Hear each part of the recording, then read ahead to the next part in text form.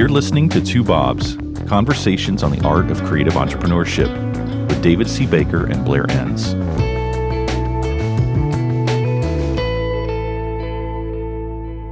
David, I've really been looking forward to this episode. Yeah. This is the one where you tell marketing firms how to market their firm. Are you at all nervous? Well, I would be a little nervous, but I'm especially nervous because I actually published an article on this and I got a fair bit of blowback. Did you hear from any PR firms? Oh, yeah. Okay, we'll get to that. Yeah. This is one of those things where you say, okay, it's your turn to pick a topic, David. So what I usually do is I just pick a topic where I'm just tired of answering the question all the time, right? Yeah, I'm seeing the pattern. Yeah. And I look at this topic and I thought, oh, this is a brave one. What could possibly go wrong? So I've made my popcorn. Yeah. I have my piercing questions ready. Yeah. This is a cobbler's children issue, isn't it? Yeah. Isn't it crazy? We're always telling clients, when things get tough, this is when you need to spend more.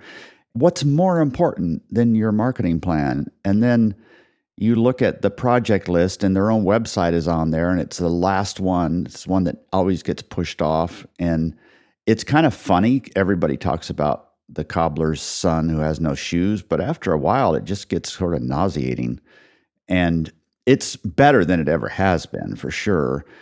But let's say they buy this, they want to do this, they want to do their own marketing. Well, the first question is, how do we build a marketing plan on this generalist positioning? And then that's when they realize, oh, shoot, that's not going to work. Then the second question is, okay, how much money and time should we spend on this, right? And that was the question. And I'm a little nervous, not because I'm afraid of the pushback, but just because there's so many variables. Like if you were designing a marketing plan for somebody in the higher ed space, you would actually recommend that they set up a display booth at a conference, right? But I can't think of any other client area where that would make sense. And so it's just really hard to sort of think about a generic marketing plan for a firm in the creative and digital space. But heck with it, I'm going to try. Okay, so recognizing that there's some variability from firm to firm, the general guidance you're offering here is really the answer to the question, how much time and money should I spend on my own marketing? Right. And it's really hard to figure this out, not just because every firm is different, but because some of your expenses, like your website, for instance, you may redo it every probably 3 to 4 years would be about right. So we could talk about the hard expenses, but how are we going to talk about the time? Because the people most involved in marketing are usually the highest compensated, and they're also the ones that are always whining about employees needing to track their time, but they don't have the time to do it. So even if we wanted to look at timekeeping records, I know that was a little button for you, right? Are you just holding back as I say that? I'm perfectly calm. Yeah. How do you really track that stuff? So yeah, it's hard to do, but that doesn't mean we can't just make an attempt anyway. Yeah. And you've got a point here, but some of these expenses scale really well. Right. And then some don't. And that's kind of a question I've asked myself, because if every firm needs to spend about the same amount of money on marketing, whether they're a 10-person or a 50-person firm, which I do think is true, why am I saying that they need to spend a proportionate amount of time on marketing? Like, why wouldn't that be the same as the money? And the answer to that in my mind, whether I'm right or wrong, I don't know. But the answer to that is that the bigger firms can spread out the effort so that it doesn't fall on 1 or 2 people. That's nice. But also they can do maybe a big research project, or maybe they can put on a small event or something, and all of that falls under the marketing umbrella.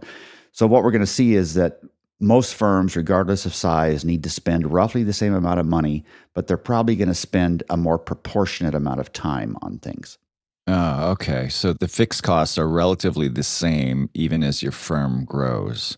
Right. But when it comes to the actual time of your people, it gets easier in theory as the firm grows. You have more people you can spread the work around to. Yeah, exactly. And philosophically, you shouldn't try to hire somebody else's brain in terms of developing the insight that's going to declare your point of view and help draw the right prospects to you. We've talked a lot about that. But I think it's fine to job out the rest of it. But even if you don't want to job it out, it's useful to just assume that so that we know roughly what it would cost if you retained the writing effort for whatever you're doing. Maybe it's a webinar, maybe it's a weekly email, whatever. But you jobbed out everything else, all the expenses. So that's the assumption here. You're going to hire out for all the stuff except for the insight development. And the other assumption is that for the big expenses like a website every 4 years or so, we'll just assume that you're going to pay for that monthly, even though you're not. That's just how we need to think about it so that you can kind of spread that out or amortize it over 3 to 4 years, something like that. Okay. And the assumption is even if the firm is a digital firm that does website design and development, they are going to hire out for this. I've heard you make that recommendation before. Do you still stand by it? I do, yeah, because it's a lot cheaper to hire somebody else to do it. And it's going to get done. They'll treat you like a client. It's really hard to treat yourself like a client. That's how we would start, right, with the website. And I'm just assuming that nowadays, I think this will probably change, probably go down actually. You got to expect to spend $20,000 to $40,000 for your website if you're hiring another firm to do it. Maybe you can get it done cheaper, maybe you can spend more, but just that $20,000 to $40,000 should capture most of the websites that our audience is going to do for themselves. And so we could spread that out over, say, 4 years, if we assume that's how often you need to replace it. And that's about $1,000 a month. So as we kind of put this budget together, that's how I'm thinking about it. It's a big expense. Maybe it's $40,000 every 4 years. So maybe that's roughly $1,000 a month. Okay. So budget roughly $1,000 a month. And even though there's a big variance in the types of firms represented by our audience here, as I'm thinking through this, there wouldn't be a lot of these firms that have a lot of complexity to their website, would there? No, there's no community where people from the outside are participating in it. Probably no e-commerce. Very little, yeah, if any e-commerce. If there is e-commerce, nobody's buying anything on it. Those hats that you printed up, right? Right. You want people to wear your brand everywhere. Okay, so that's the first expense is the website, and you're saying budget $1,000 a month. Right. Set it aside, and then every 3 to 4 years, get a new one. And then SEO, SEM, how much should firms be spending on that? I think about probably $3,000 a month, which should cover the ads as well as the firm who's researching, managing that ad buy. That's going to include some SEO. Whoever's doing the website's going to take care of the technical SEO, but SEO and sort of interfacing with the articles that you write, if you believe in that sort of thing, that should cover it. Very few firms can afford to spend much money with Google AdWords buys because those have become so expensive. But LinkedIn still makes sense. Now, this might change in a few years, but LinkedIn still makes sense. It's a very addressable market.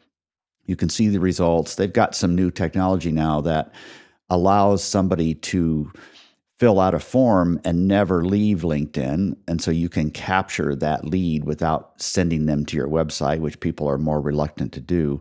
So about $3,000 a month for that, which is a pretty big expense. I guess it's the biggest expense you have. And if you don't need to spend money on this, well, then don't do it, right? But if whatever else you're doing isn't sufficient, this is one of the first things that I would try. Gotcha. So we're at $1,000 a month. I'm keeping a tally here. $1,000 a month for the website. And again, it's usually a one-off every 3 or 4 years. Then $3,000 a month for search engine marketing and optimization. Then we've got hosted software. Yeah. And here you have a decision to make. Are you just going to use an email marketing platform, like MailChimp or Campaign Monitor or something like that? Or you want to get the whole enchilada and have a full-blown automation platform, like Acton or HubSpot or something like that. So the email marketing, you probably expect to spend about $400 a month. If you're going to go with an automation platform, the average there is about $800 a month. And you don't want to switch midstream here. Whatever decision you make needs to be a fairly permanent decision. But if you're not going to use all of the information that comes with the automation package, then you probably don't want to spend the money with it. Something like HubSpot is fine. The only time you have to think too much about the automation platform, because they're all pretty good now, is whether or not you're going to set up that same instance with your clients. If that's the case, then you probably ought to be using the same one that you're going to use with your clients. There's a lot of advantages in the overlap. So 400 to 800, something like that on the SaaS side. Okay, so if I'm running a small firm, I'm seeing these costs start to add up. If I'm running a larger firm, so far nothing's bothering me. Good. This next one is where you got a little bit of blowback because you've got PR firm listed here. Yeah. Tell us about how much agencies should spend on public relations. You're enjoying this way too much. I've seen the texts. You're slathering me with meat tenderizer and throwing me into the alligator pool. Yeah. I think they ought to spend nothing on this. There are a few instances where it makes sense. And I'm not saying that PR firms don't do fantastic work for listeners' clients. They do many times. But hiring a PR firm for yourself, what happens here is that they will do all the stuff within reach, which is basically get mentions in trade pubs, which your prospects are not likely reading and which you could probably get yourself. Now, if you could hire a PR firm and you get a story in like a notable publication, and then even that's not going to make much difference. But if you then tell everybody on your list about it, that can have a pretty significant impact. I just don't see many PR firms that actually deliver those publications. They don't have many reasons to do that, right? My work has been talked about in Fast Company, Wall Street Journal, New York Times, on CBS News, Inc. magazine, and some others I can't remember at the moment. Every one of those was accidental, was just organic. It just happened. None of those were sought. I just don't think you ought to spend money on a PR firm for yourself. That's not an indictment of PR firms. It's just not a good fit for you. With all the mainstream media exposure you've had for your work, has any of it been valuable to you? Oh, very, very valuable. Yeah. Not because of the people who saw it directly, which I don't think many people would have seen it, but telling people, like a blurb on a book where somebody at New York Times wrote a column and said he's the expert's expert. It's like, well, by God, I'm going to use that everywhere. So yeah, it's been very helpful. I just don't think a PR firm is going to help you get those things. If they could, well, then this may be one of the only things you have to spend money on. If you run a PR firm and you would like to share some feedback, you can find David on LinkedIn and Twitter at David C. Baker. Have you hired a PR firm before? I don't know why I have to think about this. No. I think about it from time to time when I have a book coming out. Right. I could see it if I had a very specific goal for a very specific audience. Like I have a friend who's about to launch a book and he is aiming for the Wall Street Journal bestseller list. Mm-hmm. And he is working with a PR firm that helps with these specific goals. So I can see where that makes sense. Right. But a generalist to generally raise my profile, no. I've thought about it, had lots of solicitations, had a couple of conversations, but I tend to agree with what you said for the most part. Yeah, a generalist PR firm wouldn't work for somebody like me. I could imagine, I don't know what that is today, but I could imagine a specialist firm would have some sort of value proposition that might be worth considering. Right, yeah. So we've got 0 for PR firm. Let me tally this up. We're at $1,000 a month for your website, $3,000 a month for marketing. That's $4,000. $400 to $800 a month for your tech stack. Let's call that $500. So we're at $4,500. 0 for PR firm. So we're at $4,500 a month. What about writing and content generation? The ideal is for you to do this. It's cheaper in the sense that you don't have to spend money on it. Of course, it takes time. The ideal is the cost is 0. Right. Your hard cost is 0. You should do it yourself, right? Yeah. Now, if we're going to get to the end of the year and nothing's happened, well, that's not optimal, right? So the second best option is to hire somebody to help you with that. And what that might look like is this is an author or an editor who's going to interview you and sort of pull this together and take the time and maybe also have the skill that you don't feel like you have to shape articles and so on. They will not be as good as if a skilled writer wrote them herself or himself, but it's better than nothing. So I've put 0 here because philosophically, I think you ought to be doing this yourself. And we've talked about this probably 20 times, but to me, clarity comes in the articulation and not before. So I want you to struggle with it. In fact, we just recorded an episode where you said that you learned so much by just wrestling with the ideas, and it would have been difficult to come to some of those conclusions if you had been doing it in a talk or with a client live or something. And I really believe that. So I have 0 for this, but if you did need to hire somebody, it'd probably be $1,000 or $1,500 a month or so, depending on who you hire, but I have 0 for that. Okay, so 0 for writing, content generation.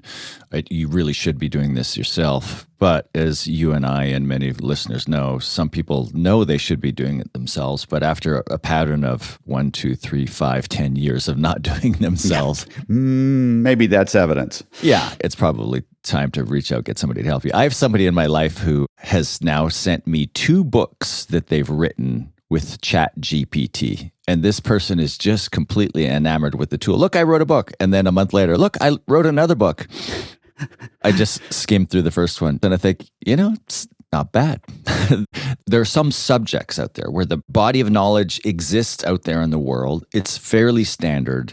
A novel point of view, bringing a novel point of view to it either isn't necessary or, well, that's the problem. Like, these large language models are not going to bring a novel point of view to any subject. They're just going to kind of summarize and regurgitate what the standard body of knowledge is. So I know in the content creation space, that's a big hot topic.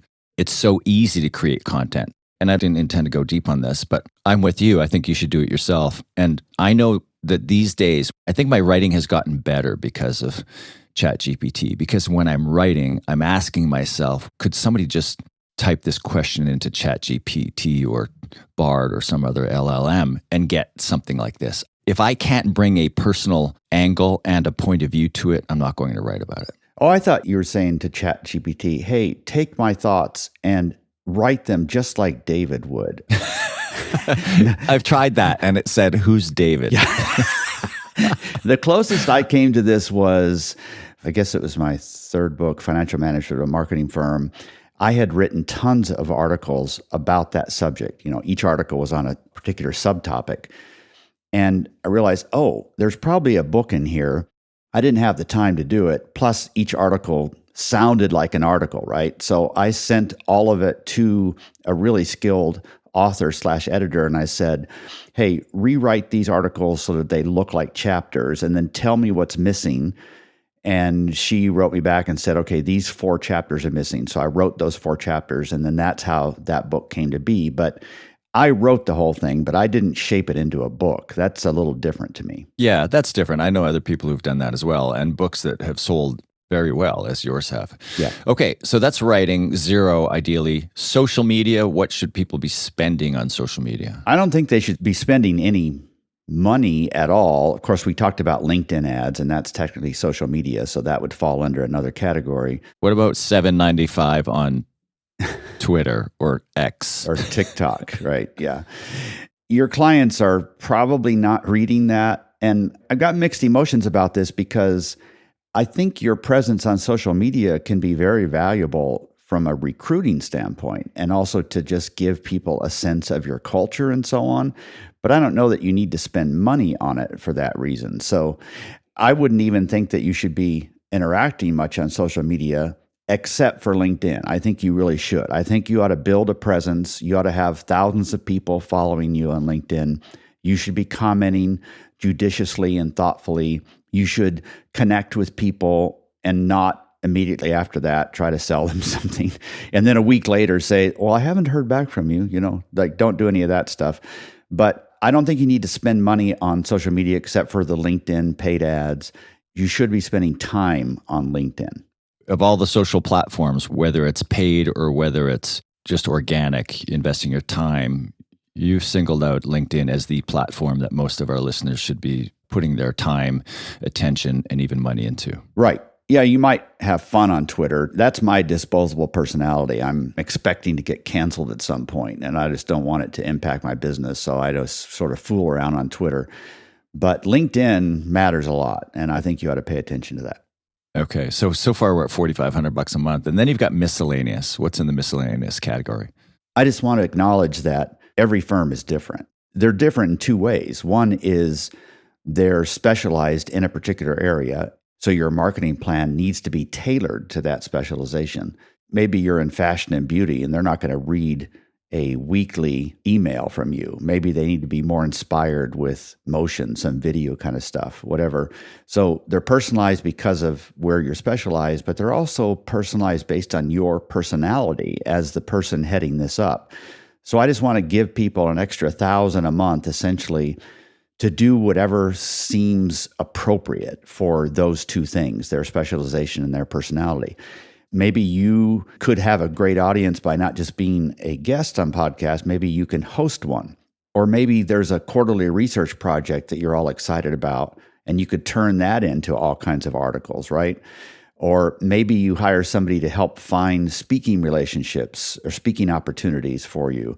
So whatever that is, it just seems like there ought to be at least a sort of a slush fund of $1,000 a month to do other things. So what does that take us to now? So 5,400 to 5,800. Let's call it 5,000 to 6,000 a month. Right. In the typical firm, I'm thinking of a small firm, 60 to 70,000 a year.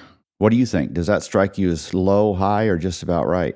I wouldn't argue with anything you've said here, other than the very obvious point that we've already covered, that we're making generalizations to hit the middle part of the curve of our audience. So obviously, as you get out to the edges, there are going to be different use cases. I know firms that spend hundreds of thousands on marketing, and then I know firms that spend nothing. Right.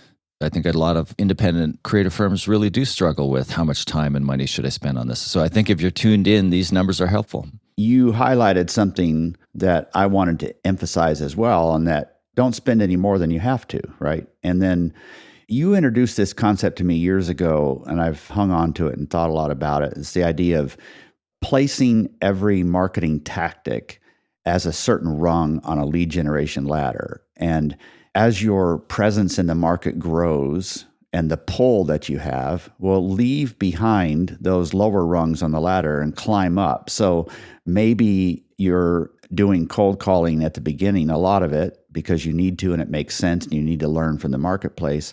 But maybe you don't need to do that if you're an author at some point. So spend as little as you can and keep exchanging the little things for the upper things. Like I know you would have accepted a role as a panel participant before. You're less likely to accept that now based on where you are in this whole panoply of things, right? Yeah, but I learned from you very early on, many years ago, I crossed panels off my list early. I won't appear on a panel. And then at some point, maybe you don't do a breakout, you're only doing keynotes and you just climb.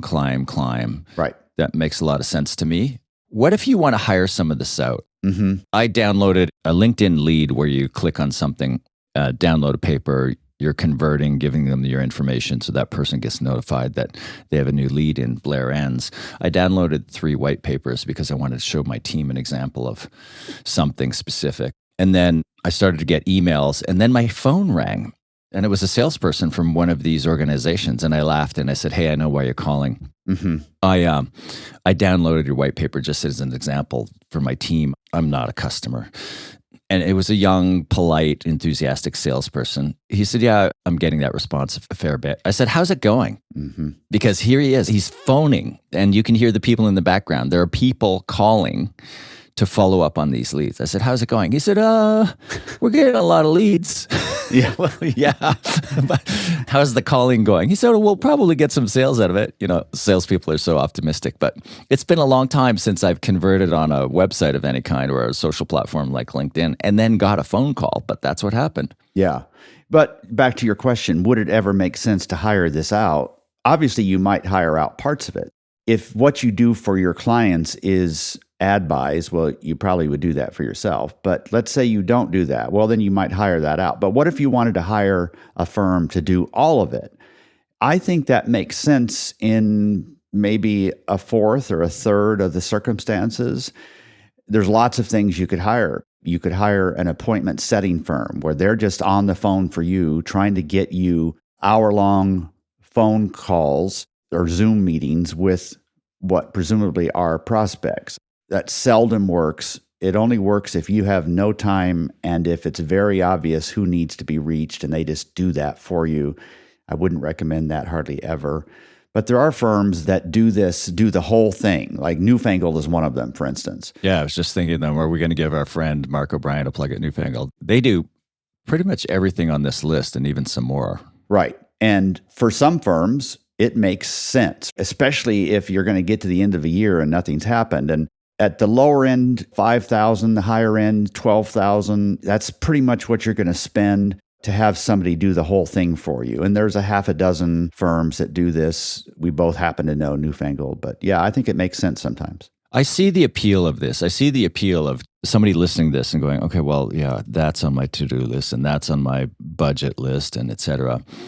And just handing everything over to one organization and getting on with the rest of the things on your list. I totally see the appeal. Yeah. And also it builds the right habits so that if you decide to take this back over at some point, you kind of know what you should do. You're already in that groove and so on.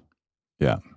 Okay. But you've got 4 guiding principles to think about whatever you end up doing. What are those principles? Spend as little as you can. I like it. Keep climbing the lead generation ladder. Yeah. Attribution. Remember that episode we did? Yeah. Forget about it. Yeah, forget about it. If I'll ask somebody on the phone, hey, how did we get connected? Like, what led you to this? They'll forget that they read a book or they came to a conference. They'll just mention the last thing that occurs to them, right? But anyway, if you want to look more into the attribution stuff, we talked about that in October 20th of 21. Then don't dabble. Don't do 8 different things, half-assed 8 different things. Just do 1 or 2 things really, really well. And then the other question is, okay, we've talked a lot about money, but how much time should you spend? Well, here again, you want to spend as little time as possible to get the results, but about 4% of the entire time at a firm. So if you had 25 people at the firm, if one person could do everything on this list, which they couldn't, but then you keep one person busy doing this. So about 4% of all the firm's time would be devoted to this sort of thing, to all things marketing. So that gives the answer, hopefully, for time and money. Wow. 4%. Yeah. That strike you as high or low? 4% strikes me as quite specific. I'm not sure if it's high or low. Mm-hmm. That comes from averages that you've looked at over your client base over the years? Yeah. Firms that are really doing a good job and are efficient at it. How much total time is being spent? About 4%. Yeah. Now it's going to vary, right? Like some firms need to do different things, but 4% on average is a good place to start. Do you want to leave people with just a reminder of the goal of marketing here? Yeah. The goal of marketing is really to make money. Really? Yeah. I know this shocks you. We don't care about website visitors. We don't care about how many times a form is converting, except to the extent that this helps you adjust the funnel so that you're making money.